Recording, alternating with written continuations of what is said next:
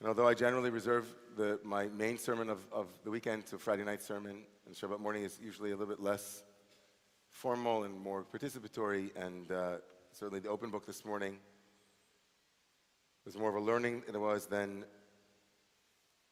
a sermon. And although I haven't really prepared anything formal this morning, I just felt like I needed to share a couple of the images and some of the experiences that I had as I continued to struggle and wrestle with the meaning of this past week for me personally and for us as a community and for the Jewish people more broadly. I think it's impossible to fully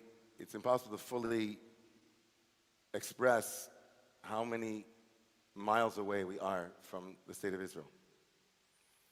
It's impossible to fully quantify or even qualify the difference between reading about something that's happening over there and something that is happening within that space. Whatever we saw in the news, whatever it was that we tried to connect with, we are a million miles away. From the minute it landed in Ben Gurion, as I said last night, it walked into an Israel that I'd never been in before. And I've been to Israel many, many times. There was a palpable sense from the moment I got off the plane that in a land where they package the surreal as part of their national export, the exporting of the surreal, of that which collides. The edges of Israel are remarkable. There are so many edges, and they knock into each other all the time in a dance of both conflict and wrestling, embracing and fighting.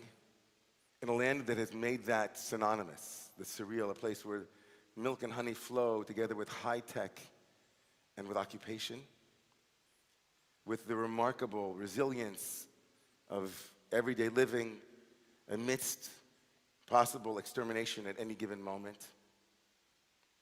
I met an Israel that I'd never experienced before, where the surreal was now on overdrive. Everywhere we looked, there were abandoned baby carriages. Everywhere we looked, there were images of chatufim, of hostages. Everywhere they looked, it felt like there were held back tears around each and every object and person in the land of Israel. Almost a thinly veiled, raw wound that is still ongoing.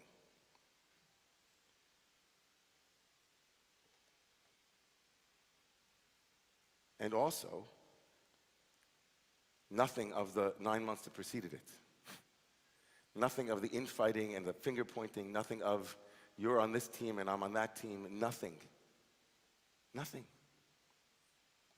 There was a almost eerily polite nature going on. No, you go first. No, you go first. I thought to myself, am I in Israel?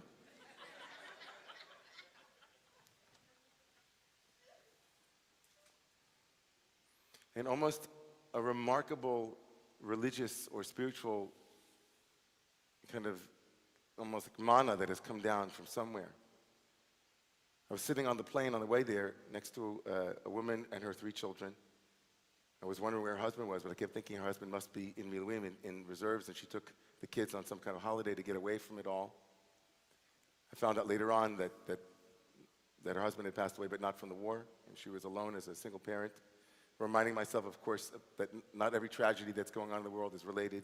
There are other tragedies. And I was sitting with her and her sweet little boy, whose name was Tal, like mine. And as we were about to take off, this completely secular-looking family, completely Chiloni-looking family, she turned to them and said, Azman achshav letfilat haderech. Let's say the prayer for traveling together. I asked her, I said, did you used to make the prayer for traveling before? She said, no.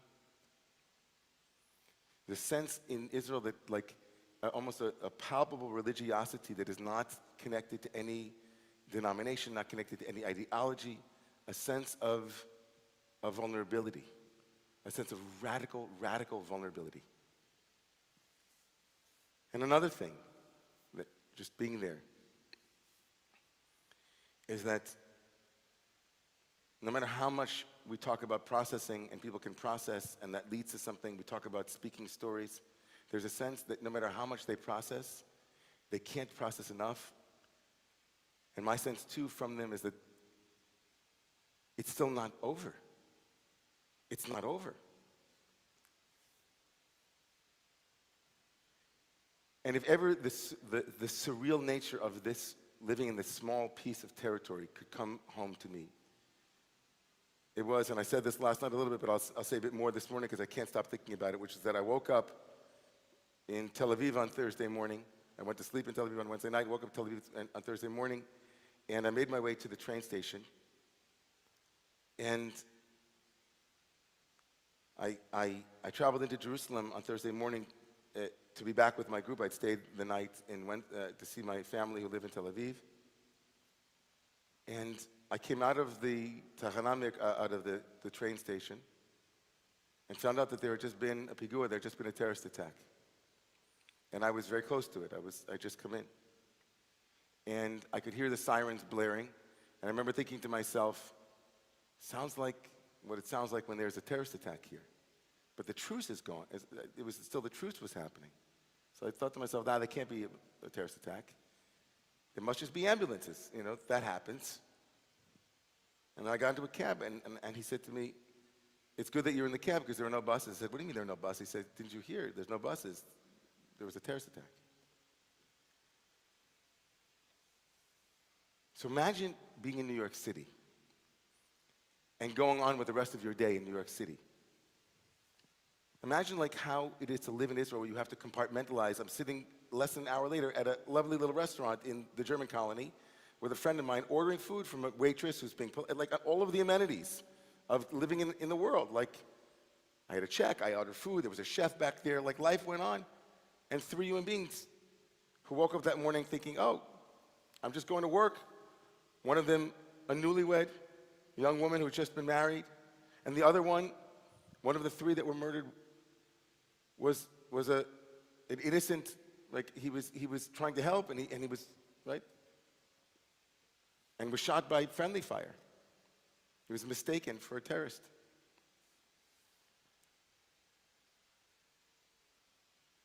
And I struggled so much because to be in Eretz Yisrael, it felt to me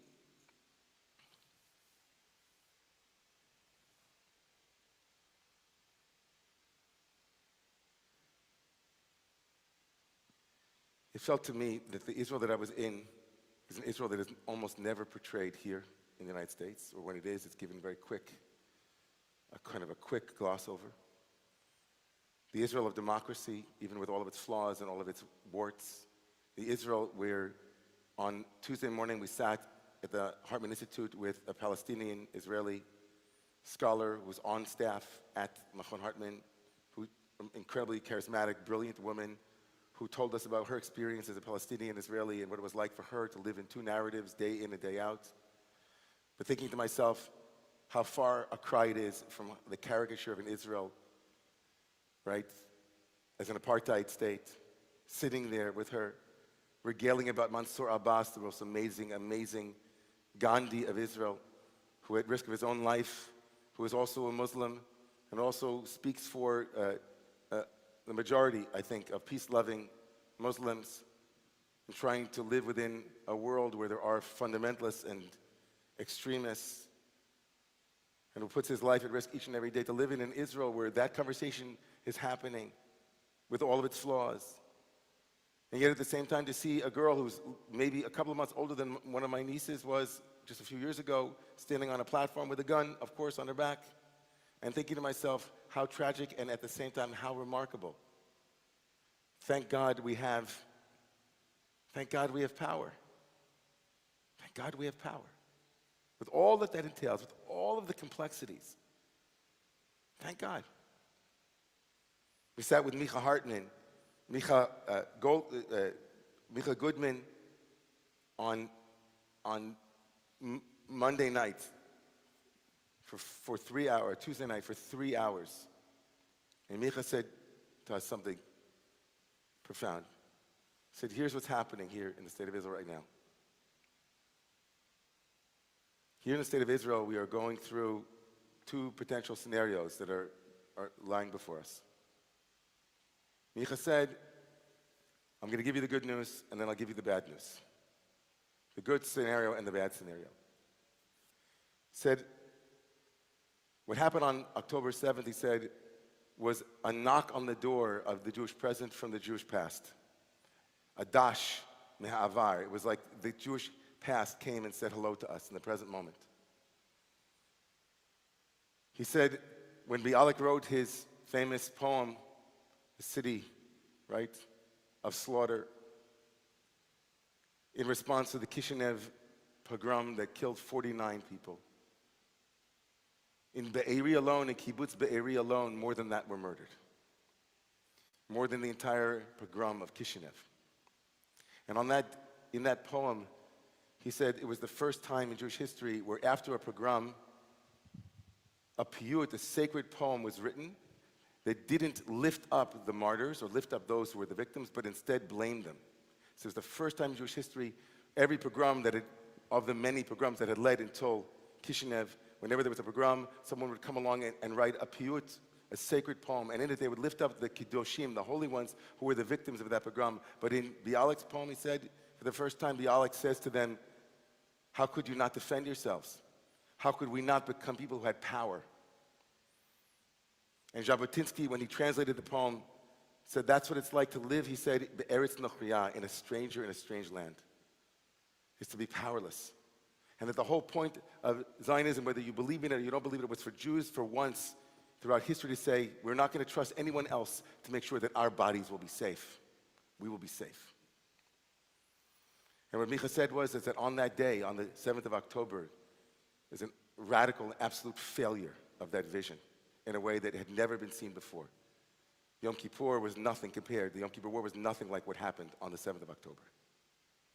That vision of a world where Jews would be safe from the kinds of things that happened to them throughout their exile would no longer, would be like it would be a relic of history, came back for a 24-hour period. And what Micha said was that what we saw in response to it is this. Jewish people, he said, Israel awakened at that moment to an experience of a world without the state of Israel. What it would be like if there was no army. What it would be like if there were no walls. What it would be like, and what it had been like for over 2,000 years. And the majority of Israel, not everybody, but the majority of Israel believes now that that is the case. That if we don't protect ourselves, this is what waits for us, period, at this moment. And in response, he said, Israelis saw that they had to take, again, reality into their own hands. And what that meant, he said, is two things. One, that they didn't wait even for the army and for the lack of trust in institutions reemerged in Israel. Startup nation became again grassroots nation. And all of the engines that were part of civil society that were focused in one direction now, one of the most famous organizations in Israel who was very much involved in the protest movement preceding the war, in the judicial reforms, turned on a dime and became the social sector's most powerful engine right now the last 2 months. All the things that the bureaucratic and top-down Israel government couldn't do were now taken up by average people who now instituted across Israel a platform for engagement, for volunteering, for delivering services. The government turned to them to get things done.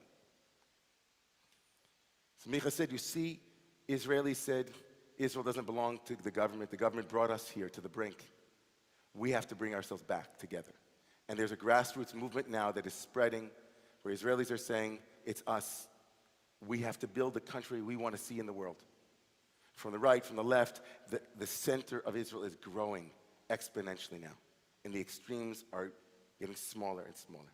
And you see in poll after poll, he said, the sane center of Israel is growing and growing and growing. And so on the one hand, he said, the response has been a grassroots initiative. And the second thing he said was that there was an earthquake, a conceptual, intellectual earthquake that took place A humility now has fallen across the country where people who thought they knew something are now admitting they don't.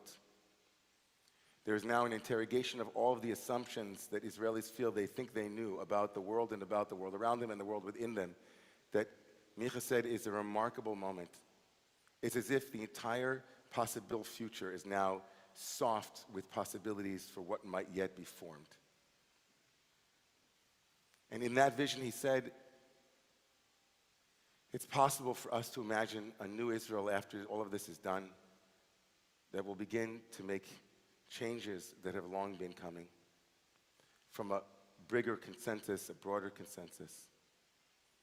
He said, people who were 9 months ago fighting with one another are now fighting side by side with one another. People who thought there was no way that the elites in Tel Aviv would ever herald a call to come and defend with their bodies the state of Israel were wrong. And the people who said that the Haredim, the ultra-Orthodox, don't care at all about Israel are wrong because it's in crazy numbers. They're volunteering and defying their own rabbis to show up. People who said that Palestinian Israelis and Arabs within would rebel were wrong.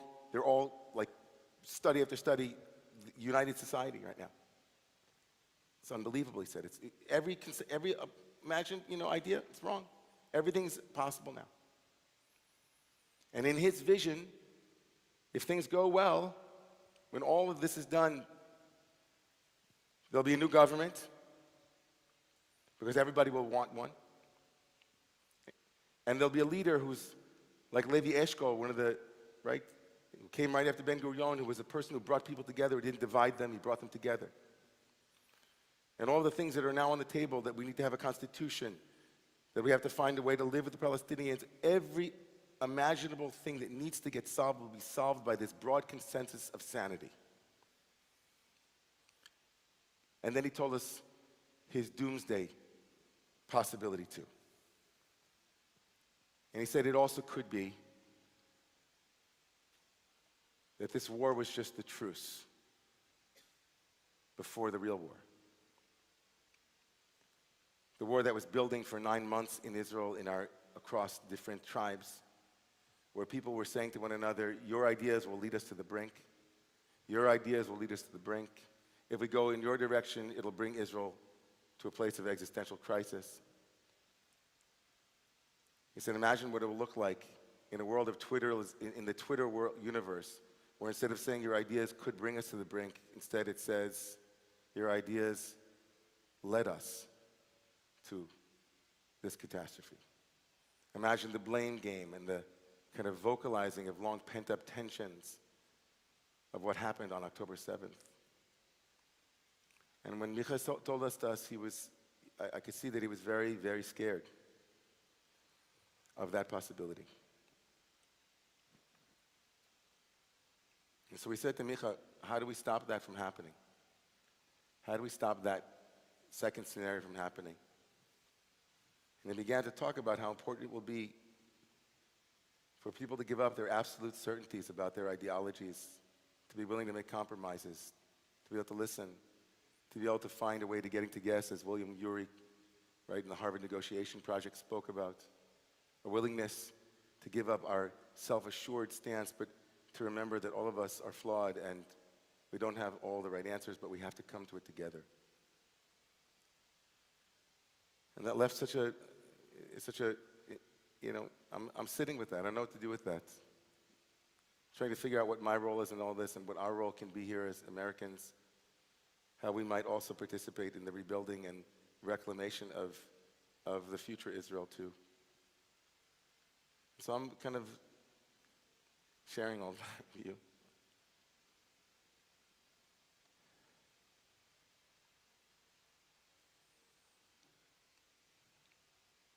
One of the most powerful parts of the trip, which expresses this kind of grassroots initiative, took place on Wednesday in Tel Aviv. And for those of you, if you haven't seen it, it's unbelievable, this makeshift crazy monument that's happening in what's called Hostage Square. It's an impromptu sanctuary in an art installation. It's also a prayer space and a mourning tent that propped up in the large courtyard outside of Tel Aviv Museum of Art. You walk through, and it's as if that thin veneer that I said of tears and thin veneer of moving forward, that surrealism that is everywhere when you walk into Israel, is now, it's completely exposed. Like in Hashish Square, there is not even an attempt whatsoever to like get on with life. It's people sitting on the ground crying. It's art installation pieces of babies being held in captivity. It's people who have lost loved ones are sitting there, people who have loved ones who are still hostages, trying to scream and say, right? I saw like, don't forget them, we can't forget them, they're there. So two Lebanese Israelis that were holding signs saying we're Arabs and we're here to say, right, no. And it was, it's impossible to walk through and not feel completely transformed by being in it. And then to come back here and to recognize how hard it is to convey all of that in spoken word. How hard it is to convey any of it, right, at any moment. And so I just want to leave with this. I know that it's, thank you for letting me process some of this with all of you. I really appreciate it. I promise to have a much clearer message with all of it next time I speak. But I'm just feeling more and more that we have to go. We have to go there.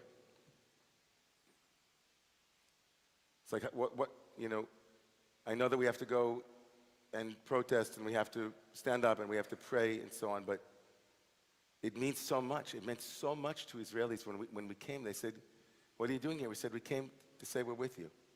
And they said, Be'emet? Really? And they said, Kol HaKavod. How amazing are you? And then we said to them, Kol HaKavod? You're telling us Kol HaKavod? We just got off an airplane with movies and with, Torah classes on pay-per-view. And you guys are all here. You're the ones whose children are serving.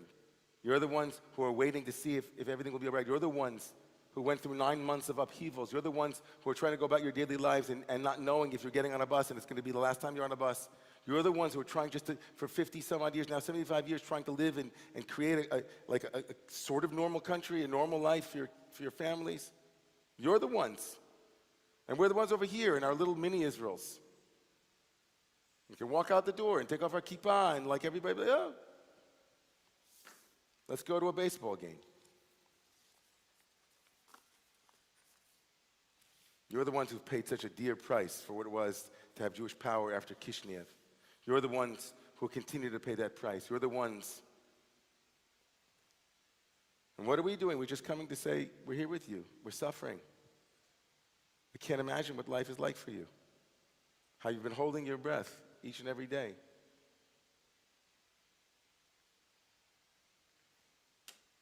So I feel like we have to go.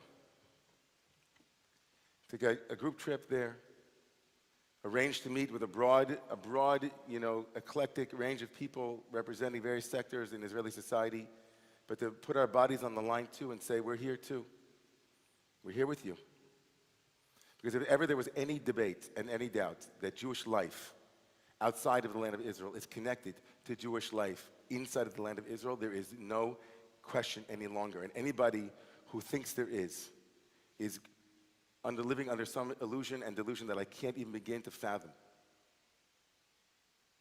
I never in my life ever walked through TSA, the security checkpoints at Kennedy Airport or at Newark Airport, and thought to myself, I wonder if this person sees me as a Jew, as an Israeli. I never thought that. Because we live in a world where, I thought, oh, okay, I don't know. Literally did not, for a moment, I felt safer once I landed in Israel than I did when I was here.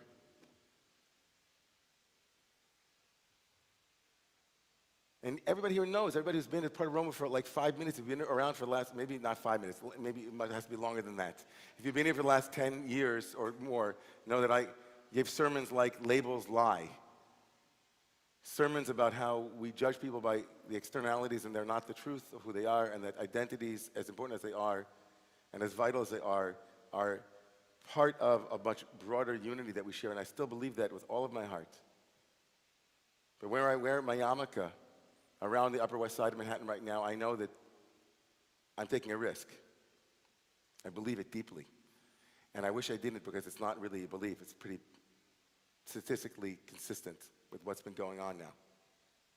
And my first day in Israel, I stayed late on Monday night at the Machon at the Hartman Institute, and I was interviewed on Israeli radio, and I tried to tell them this story, but I got cut out. So I'm going to tell it to you, and maybe someone in Israel will hear this. I walked out of the Hartman Institute it was 10 o'clock at night. I had just been, flying all day and got in, went to our hotel, we went to speak, and then I was walking home. And Machon Hartman Institute is in it's a beautiful area of Jerusalem, and at night it's quiet, and you can kiss the stars, you can smell the moon. It's beautiful there, right? And the trees, the breeze, at night it's stunning. And I walked out, and I made a turn to go by, and I was walking by myself. It's only a 5-minute walk to the hotel. And I remember I literally started taking a couple steps, and I went like this. I was about to take my yarmulke off. I wasn't, and I don't take my yarmulke off in New York, but there's like a moment. And then I stopped, and I started to cry.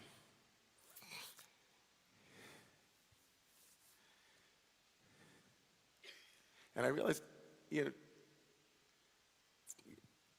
I'm just a Jew here. Nobody sees my yarmulke. I can just walk. It's like not a big deal.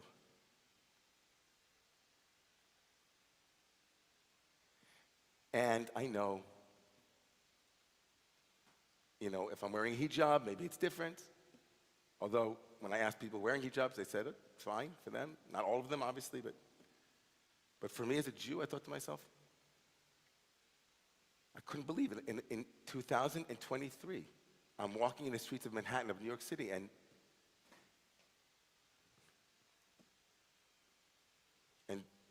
like 900% more likely that someone will attack me now than it was 2 months ago. And all of a sudden, I started breathing. I was like, just to be a Jew and be safe.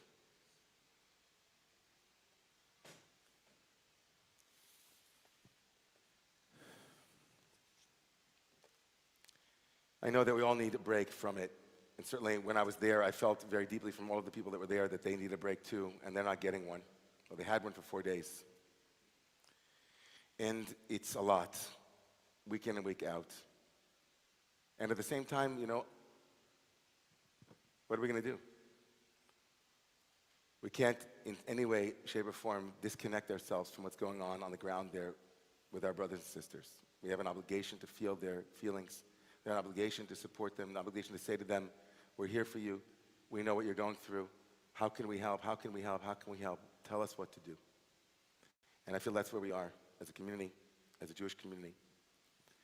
And maybe and I'll end with this. Thank you all for listening. I think maybe the greatest thing we can do, besides giving money and besides writing our senators and our congresspeople, is to get up and go. And so in the coming days and weeks, I'll be trying to figure out if there's a desire for that to happen in this community. I certainly am thinking about it for the 92nd Street Y community. And if this speaks to you here or online or wherever you are, it would be great to hear from you, to let us know that that's something you'd like to do, and we'll begin making arrangements to take a group. Well, obviously, when security is, obviously all of the various elements that will be in place and all the details will be something that we'll share if it happens. But you can't imagine how good it feels for you. It will feel for you and for them to see us coming together with our differences, with our, various places we're coming from. Trust me, even if there is unity in Israel now, 9 months ago there was great disparity amongst Israelis about every imaginable thing. And we can still go to Israel even if you don't like some things that you think they're doing. You can still show up. Maybe that itself will be one of the greatest acts of courage that we can do at this moment. May God bless our brothers and sisters. Give them strength. May God bless, May God bless our community to be able to one day be able to sit together in peace Ish tachat gatno, each one under their fig tree, right? Where plowshares have been now taking the place of swords, and handshakes have taken the place of striking one another. May a day of peace, a peace that is safe and secure, a peace that is full of dignity, a peace that is, at this moment, unimaginable. May that vision come true soon. And let us say amen.